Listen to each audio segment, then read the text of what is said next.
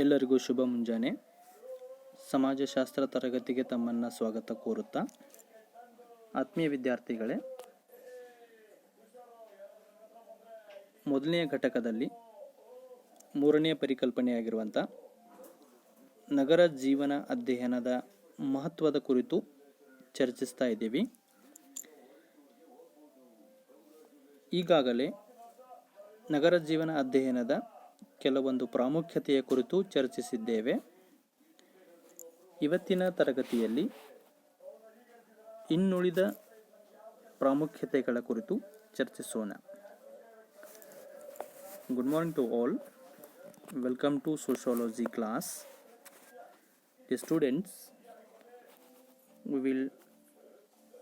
we are discussing about the first unit, the third concept, importance of the study of city life. We already discussed some importance of city life, the study of city life. Remaining aspects we will discuss in this class. ನಿನ್ನಿನ ಅವಧಿಯಲ್ಲಿ ನಗರ ಜೀವನ ಅಧ್ಯಯನದ ಪ್ರಾಮುಖ್ಯತೆಗಳಲ್ಲಿ ಒಂದು, ನಗರ ಸಮಾಜದ ಸಮಗ್ರ ಚಿತ್ರಣವನ್ನು ಇದು ಒದಗಿಸುತ್ತದೆ. ನಗರ ಜೀವನವನ್ನು ತಿಳಿದುಕೊಳ್ಳಲು ಇದು ಸಹಾಯಕಾರಿಯಾಗಿದೆ. ನಗರ ಅಧ್ಯಯನದಿಂದ ಸಮಾಜದ ಅಧ್ಯಯನವು ಪೂರ್ಣವಾಗುತ್ತದೆ ಮತ್ತು ನಗರ ಸಾಮಾಜಿಕ ಸಂಸ್ಥೆಗಳ ಅಧ್ಯಯನಕ್ಕೆ ಇದು ಸಹಾಯಕಾರಿಯಾಗುತ್ತದೆ ಎಂಬ ಅಂಶಗಳ ಕುರಿತು ತಿಳಿದುಕೊಂಡಿದ್ದೇವೆ. ಇನ್ನೊಂದು, ನಗರ ಸಮಾಜ ಅಧ್ಯಯನದಿಂದ ಇರುವಂಥ ಮಹತ್ವ ಏನೆಂದರೆ,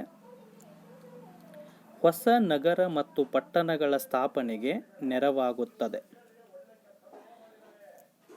ನಗರ ಸಮಾಜದ ವೈಜ್ಞಾನಿಕ ಅಧ್ಯಯನವು ಹೊಸ ನಗರಗಳ ಮತ್ತು ಪಟ್ಟಣಗಳ ಸ್ಥಾಪನೆಗೆ ಬೇಕಾಗಿರುವಂಥ ಕೆಲವೊಂದು ಪೂರ್ವ ಯೋಜನೆಗಳನ್ನು ತಿಳಿದುಕೊಳ್ಳಲಿಕ್ಕೆ ನೆರವಾಗುತ್ತದೆ. ಏಕೆಂದರೆ ಹೊಸ ನಗರ ಅಥವಾ ಪಟ್ಟಣಗಳ ಸ್ಥಾಪನೆ ಅಷ್ಟು ಸುಲಭದ ಸಂಗತಿಯಲ್ಲ. ಈ ತೆರನಾಗಿರುವಂಥ ಹೊಸ ನಗರ ಮತ್ತು ಪಟ್ಟಣಗಳನ್ನು ಸ್ಥಾಪಿಸುವುದರ ಹಿಂದೆ ವಿವಿಧ ಉದ್ದೇಶಗಳಿರುತ್ತವೆ. ನಗರ ನಿರ್ವಹಣೆ ಇರುತ್ತದೆ, ಸಮಸ್ಯೆಗಳನ್ನು ನಿರ್ವಹಿಸುವಂಥ ಸಂಗತಿಗಳಿರುತ್ತವೆ. ಹೀಗಾಗಿ ಯಾರಿಗೆ ನಗರ ಅಧ್ಯಯನದ ಜ್ಞಾನ ಇರುತ್ತದೆಯೋ ಅವರಿಂದ ಒಂದು ಸುವ್ಯವಸ್ಥಿತವಾಗಿರುವಂತಹ, ಯೋಜನಾಬದ್ಧವಾಗಿರುವಂತಹ ಹೊಸ ನಗರ ಮತ್ತು ಪಟ್ಟಣಗಳನ್ನು ರೂಪಿಸಲಿಕ್ಕೆ ಅಥವಾ ಸ್ಥಾಪಿಸಲಿಕ್ಕೆ ಅನುಕೂಲವಾಗುತ್ತದೆ. ನಗರ ಯೋಜನೆಯ ಜ್ಞಾನ ಅನ್ನುವಂಥದ್ದು ಅಥವಾ ನಗರ ಸ್ಥಾಪನೆಗೆ ಬೇಕಾಗಿರುವಂಥ ವಿಷಯಗಳು ಕೇವಲ ನಗರ ಅಧ್ಯಯನ ಮಾಡುವುದರಿಂದ ಮಾತ್ರ ಲಭಿಸುತ್ತವೆ. Dear students, the another one importance of the study of city life is it needed for the establishment of new cities and towns. Without the knowledge of the study of urban community, we can't establish a new cities and towns, because it is not a simple task to construct a new city. Behind there is a different purposes to establish new cities and towns, to fulfill the necessities of the people, to manage the city, and to find out the remedies to control the urban problems. For different purpose we have before in the establishment of the new cities and towns. For that If we have a knowledge about the urban study or urban community, then we can establish a beautiful, planned, systematic city. For that sense, we always need a knowledge of the study of urban community for the establishment of new cities and towns. ಹಾಗೆ ಆರ್ಥಿಕ ಬೆಳವಣಿಗೆ ಸಾಧಿಸಲು ನಗರ ಅಧ್ಯಯನದ ಜ್ಞಾನ ಅವಶ್ಯಕವಾಗಿದೆ. ನಗರಗಳನ್ನು ಆರ್ಥಿಕ ಕೇಂದ್ರಗಳಂತೆ ಕಾರ್ಯನಿರ್ವಹಿಸುವಂತಹ ಕೇಂದ್ರಗಳು ಅಂತ ಕರಿತೀವಿ. ಇಡೀ ಜಗತ್ತಿನಾದ್ಯಂತ ಕೈಗಾರಿಕೆಗಳ ಅಥವಾ ಆರ್ಥಿಕತೆಯ ಕೇಂದ್ರಗಳೇ ಈ ನಗರಗಳು. ಹಾಗಾಗಿ ಆರ್ಥಿಕ ಕೇಂದ್ರಗಳಂತೆ ನಗರಗಳು ಕಾರ್ಯನಿರ್ವಹಿಸುತ್ತಲಿವೆ. ನಗರಗಳಲ್ಲಿ ಕೈಗಾರಿಕೆಗಳಿಗೆ ಬೇಕಾಗುವಂಥ ಅನುಕೂಲಕರ ಪರಿಸ್ಥಿತಿ ಇರುವುದರಿಂದ ಅಥವಾ ಪರಿಸರ ಇರುವುದರಿಂದ, ಅದು ಸಾರಿಗೆ ಸಂಪರ್ಕ ಇರಬಹುದು, ಸಂಗ್ರಹಣೆ ಇರಬಹುದು, ವ್ಯಾಪಾರ ವಹಿವಾಟಕ್ಕಿರಬಹುದು ಅಥವಾ ಹಂಚಿಕೆ ಸಂಬಂಧಪಟ್ಟಿರಬಹುದು. ಇವೆಲ್ಲ ವಿಷಯಗಳಿಗೆ ನಗರವು ಪೂರಕವಾಗಿ ಕೆಲಸ ಮಾಡುವುದರಿಂದ ಅದು ಆರ್ಥಿಕ ಬೆಳವಣಿಗೆಗೆ ಯಾವಾಗಲೂ ಸಹಾಯಕಾರಿಯಾಗಿದೆ. ಒಂದು ರಾಷ್ಟ್ರದ ಆರ್ಥಿಕ ಬೆಳವಣಿಗೆಯ ಆಧಾರಗಳಲ್ಲಿ ನಗರಗಳು ಪ್ರಮುಖ ಪಾತ್ರ ವಹಿಸ್ತಾ ಇರುವಂಥದ್ದನ್ನು ನಾವು ಇವತ್ತು ಕಾಣ್ತಾ ಇದ್ದೀವಿ. ಹಾಗಾಗಿ ಒಂದು ಆರ್ಥಿಕ ಬೆಳವಣಿಗೆಯನ್ನು ನಾವು ಸಾಧಿಸುವ ಉದ್ದೇಶ ಇಟ್ಟುಕೊಂಡಿದ್ದೇವೆ ಅಂದರೆ ಅವುಗಳಿಗೆ ಪೂರಕವಾಗಿ ಕಾರ್ಯನಿರ್ವಹಿಸುವಂತಹ ನಗರಗಳ ಜ್ಞಾನ ಈ ನಗರ ಅಧ್ಯಯನದಿಂದ ಲಭ್ಯವಾಗುತ್ತದೆ. Essence to achieve the economic development. Cities are working just like a centers of economy. They always helps to conduct different economic activities, and they provide a essential environment to establish industries, trade and business, transport, communication and other aspects. With the help of these all economic activities, it helps to the development of the urban community, development of this country and even development of the economy. So here the knowledge of urban study is always helps to achieve economic development. If we did not have any knowledge about or the importance of the city life, we can't get any success in economic growth. ಹಾಗೆ ನಗರ ಸಮಸ್ಯೆಗಳನ್ನು ಪರಿಹರಿಸಲು ಸಹಾಯಕಾರಿಯಾಗಿದೆ. ನಗರ ಅಧ್ಯಯನದ ಜ್ಞಾನ ಇರುವುದರಿಂದ ಅಥವಾ ನಗರಗಳ ಕುರಿತು ಅಧ್ಯಯನ ಮಾಡುವುದರಿಂದ ಇನ್ನೊಂದು ಅನುಕೂಲಕರವಾಗಿರುವಂಥ ಸಂಗತಿ ಎಂದರೆ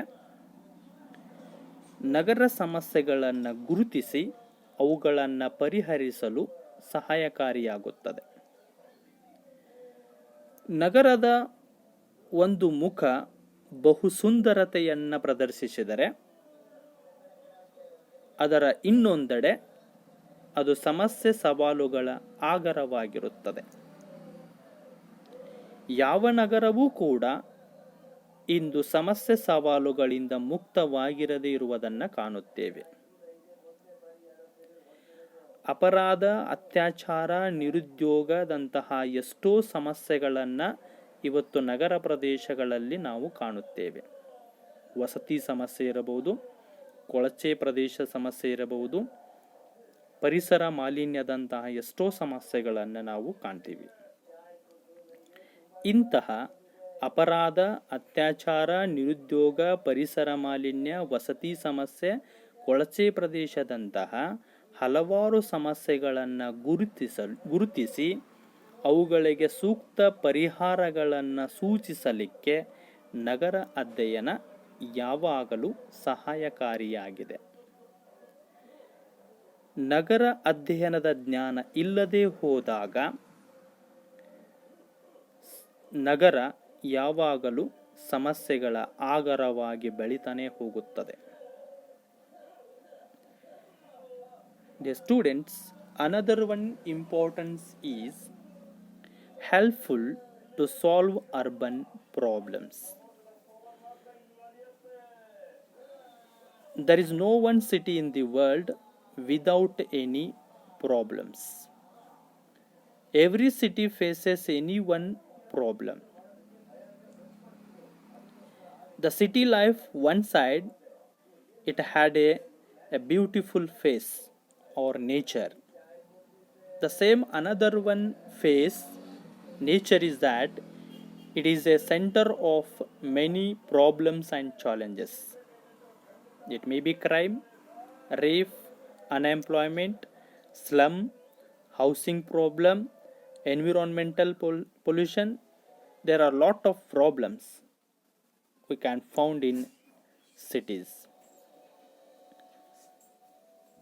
These all problems are day by day increasing because of the lack of urban knowledge. If we have the urban knowledge, when we conduct a systematic study about urban community, then we can find out the proper solution to the urban problems.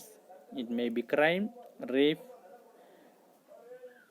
unemployment, slum, housing problem, or any. With the help of the study of urban community, we formulate the find out the proper solutions and eradicate the urban problems. ಹಾಗೆ ಸೂಕ್ತ ನಗರ ಯೋಜನೆ ಮತ್ತು ಧೋರಣೆ ರೂಪಿಸಲು ನೆರವಾಗುತ್ತದೆ.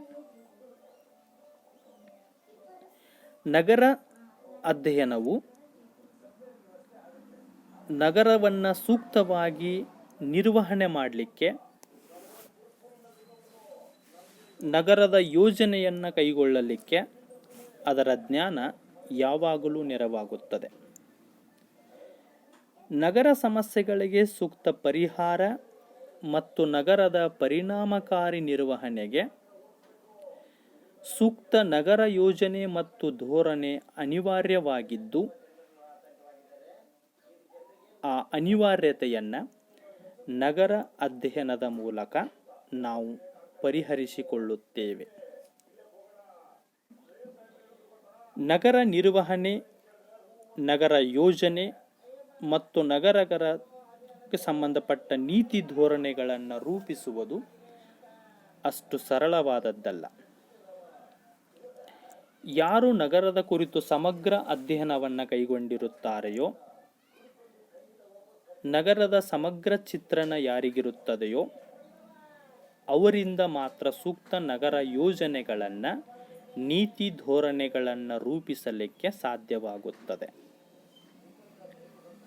ನಗರ ಯೋಜಕರಿಗೆ ನಗರ ಅಧ್ಯಯನದ ಮಹತ್ವ ಪ್ರಮುಖವಾದದ್ದನ್ನು ನಾವಿಲ್ಲಿ ಕಾಣ್ತೀವಿ. Another one,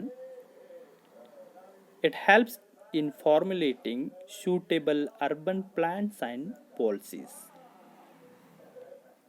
The knowledge of the study of urban life, it is essential to formulate suitable urban plans and policies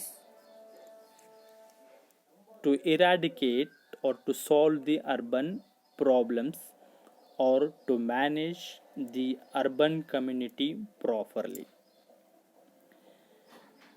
those who have a integrity knowledge or clear picture about the urban community, they can formulate a good plans and policies for the urban community to provide a healthy life or to have a good environment in urban area.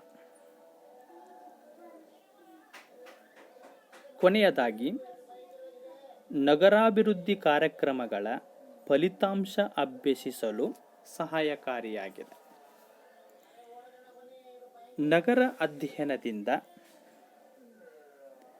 ನಗರ ಅಭಿವೃದ್ಧಿಗೆ ಕೈಗೊಳ್ಳುವ ಯೋಜನೆ ಮತ್ತು ಕಾರ್ಯಕ್ರಮಗಳ ಯಶಸ್ಸು ಅಥವಾ ಅವುಗಳ ಪ್ರತಿಫಲಗಳನ್ನು ಅರಿಯಬೇಕೆಂದರೆ ನಾವು ನಗರದ ಕುರಿತು ಸಮಗ್ರವಾಗಿ ತಿಳಿದುಕೊಂಡಿರಬೇಕು. ನಗರ ಅಭಿವೃದ್ಧಿಗೆ ಕೇಂದ್ರ ಮತ್ತು ರಾಜ್ಯ ಸರ್ಕಾರಗಳು ಎಷ್ಟೋ ಕಾರ್ಯಕ್ರಮಗಳನ್ನು ಯೋಜನೆಗಳನ್ನು ಕೈಗೊಳ್ಳುತ್ತದೆ. ಆ ಯೋಜನೆ ಕಾರ್ಯಕ್ರಮಗಳು ನಗರ ಅಭಿವೃದ್ಧಿಯಲ್ಲಿ ಎಷ್ಟು ಪರಿಣಾಮಕಾರಿಯಾಗಿ ಕಾರ್ಯನಿರ್ವಹಿಸುತ್ತಿವೆ ಎನ್ನುವುದನ್ನು ತಿಳಿದುಕೊಳ್ಳಬೇಕೆಂದರೆ ನಮಗೆ ನಗರ ಅಧ್ಯಯನದ ಜ್ಞಾನ ಅತ್ಯವಶ್ಯಕವಾಗಿದೆ. ನಗರಾಭಿವೃದ್ಧಿ ಕಾರ್ಯಕ್ರಮಗಳ ಫಲಿತಾಂಶವನ್ನು ನಾವು ಸರಿಯಾಗಿ ಅಭ್ಯಸಿಸಿದ್ದೀವಿ ಅಂತಂದರೆ ಒಂದು ಸುವ್ಯವಸ್ಥಿತ ನಗರಗಳನ್ನು ಹೊಂದಲಿಕ್ಕೆ ಸಾಧ್ಯವಾಗುತ್ತದೆ. Students, the last one importance of the study of city life is it helps in evaluating the urban development programs. For the development of city, the state and central governments conduct different plans and programs. With the help of the knowledge of urban life or city life, we can understand the success or the result of the development of the city. The development of the city is depend upon how the plans and programs are working. But we can understand only the success of the plans and programs through the study of urban community properly. ಆತ್ಮೀಯ ವಿದ್ಯಾರ್ಥಿಗಳೇ, ಇವೆಲ್ಲವುಗಳು ಕೂಡ ನಾವ್ಯಾಕೆ ನಗರ ಸಮುದಾಯದ ಕುರಿತು ತಿಳಿದುಕೊಳ್ಳಬೇಕು ಅಥವಾ ನಗರ ಅಧ್ಯಯನ ಮಾಡಬೇಕಂತ ನೋಡಿದಾಗ ಇಷ್ಟೆಲ್ಲ ಸಂಗತಿಗಳು ನಮಗೆ ಅನುಕೂಲಕಾರಿಯಾಗಿವೆ. ಗ್ರಾಮೀಣ ಸಮುದಾಯದ ಅಧ್ಯಯನ ಎಷ್ಟು ಪ್ರಾಮುಖ್ಯತೆಯನ್ನು ಪಡೆದುಕೊಂಡಿದೆಯೋ ಅಷ್ಟೇ ನಗರ ಸಮುದಾಯದ ಅಧ್ಯಯನವು ಕೂಡ ಪ್ರಾಮುಖ್ಯತೆಯನ್ನು ಪಡೆದುಕೊಂಡಿದೆ. ಪ್ರಸ್ತುತವಾಗಿ ನೋಡ್ತಾ ಹೋದರೆ ಇವತ್ತು ಬಹುಪಾಲು ಜನರು ನಗರ ಪ್ರದೇಶಗಳಲ್ಲಿ ವಾಸಿಸ್ತಾ ಇರೋದರಿಂದ ಅವುಗಳ ಅಧ್ಯಯನ ದಿನದಿಂದ ದಿನಕ್ಕೆ ಹೆಚ್ಚು ಪ್ರಾಮುಖ್ಯತೆಯನ್ನು ಪಡೆದುಕೊಳ್ಳುತ್ತಿದೆ. ಮುಂದಿನ ಅವಧಿಯಲ್ಲಿ ಎರಡನೆಯ ಘಟಕದ ಕುರಿತು ಚರ್ಚಿಸೋಣ. Thank you.